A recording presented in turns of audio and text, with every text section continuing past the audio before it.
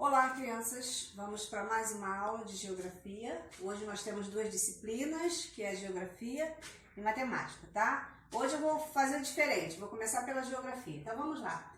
Na geografia, eu já comecei perguntando assim, como está distribuída a população brasileira? A população brasileira, ela está distribuída através de regiões, tá? E nessas regiões eu coloquei aqui, região sudeste, nordeste, norte, sul e centro-oeste. É claro que isso aqui não está na ordem não, tá?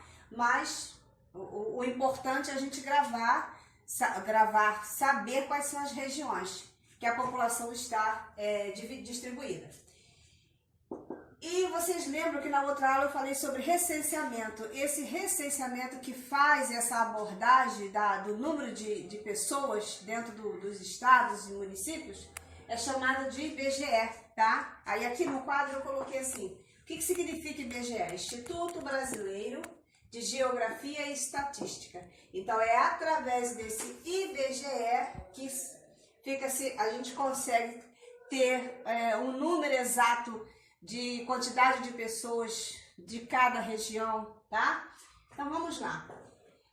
A região onde tem a maior população é a região sudeste, de maior população, tá?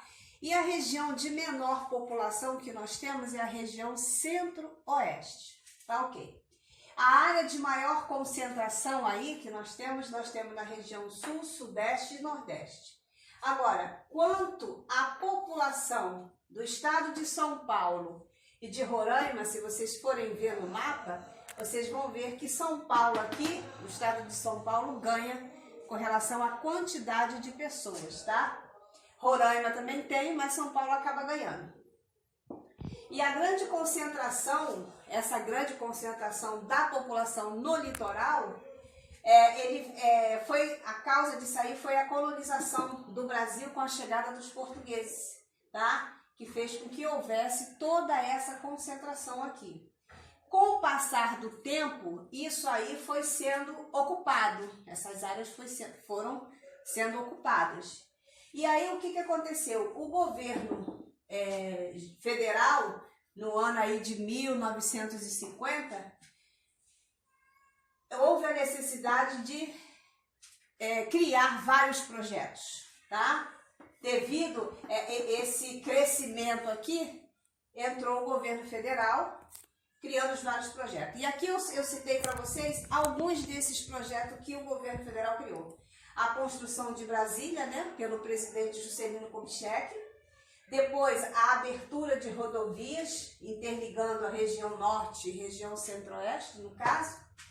E os grandes projetos agropecuários, onde surgiram fazendas para poder criação de gados e também para plantação de arroz, enfim, outras necessidades da parte do comércio. Mas isso só surgiu através desse crescimento aqui da população, ou seja, através do crescimento da população das regiões, tá? E aí chegou aqui a esses projetos aqui.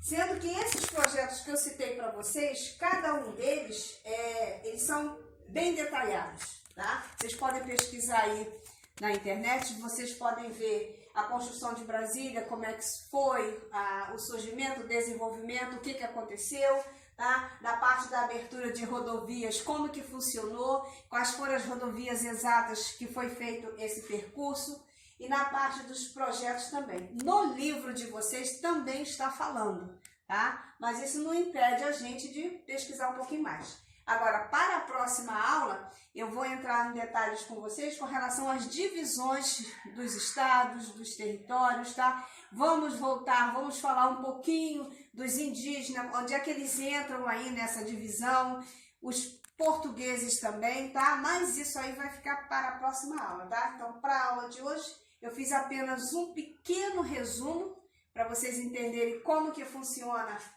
a distribuição da população brasileira. Já se sabe que é através das regiões. E aí eu terminei com um pequeno resumo para vocês entenderem. Tá bom, gente? Então, até a próxima aula aí. Por hoje é só.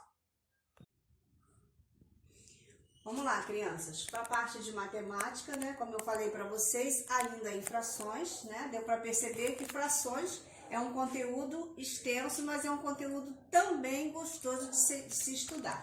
Então vamos lá. Nas frações, hoje eu vou explicar para vocês frações próprias, impróprias e frações aparentes. Qual é a diferença, né?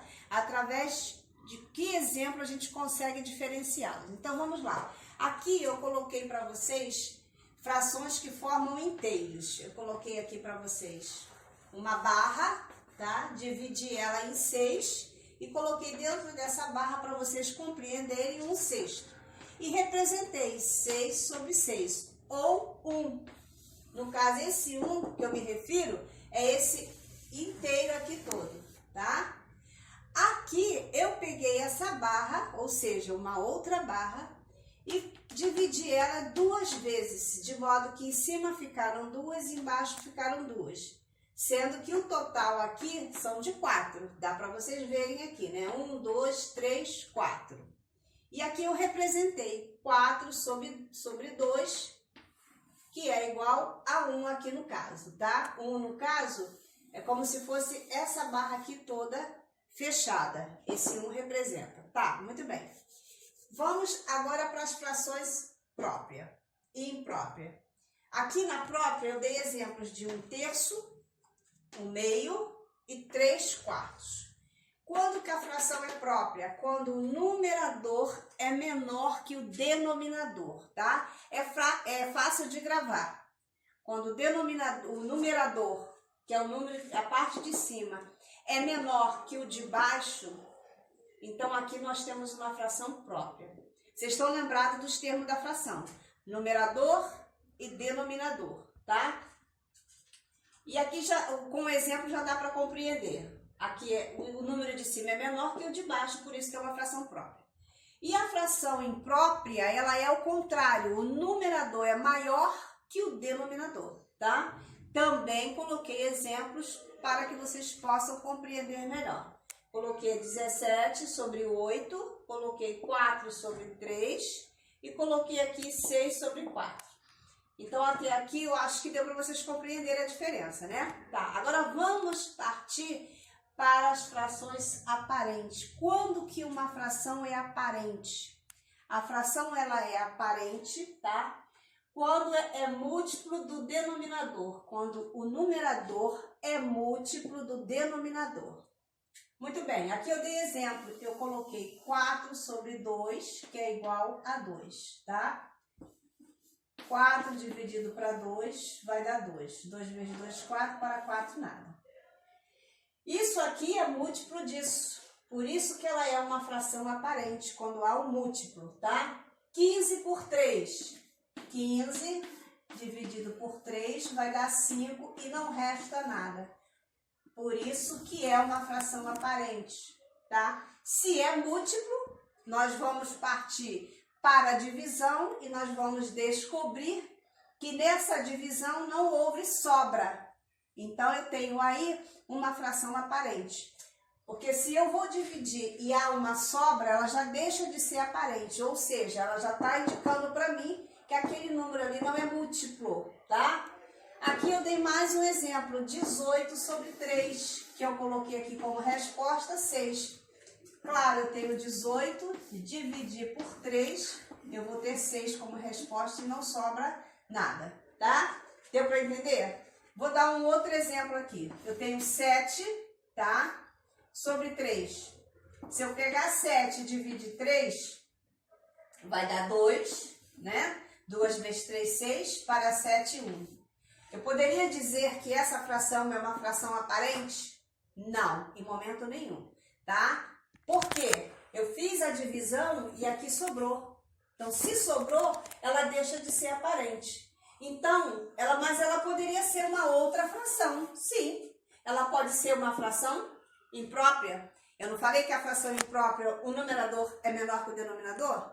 Mas ela serve como fração imprópria, mas não como fração aparente, porque não tem nenhum resultado que seja múltiplo desse número aqui. Tá bom, gente? Então, deu para compreender. Para a próxima aula, nós vamos para frações equivalentes, que é um outro procedimento também fácil de compreender, tá? Então, hoje nós ficamos nas frações própria, imprópria e aparente. Recapitulando, própria, o numerador, que é o número de cima, é menor que o denominador, tá? A imprópria, o numerador é maior que o denominador. E aparente tem que ser múltiplo, senão ela deixa de ser aparente, tá bom? Então, por hoje é só. Beijo!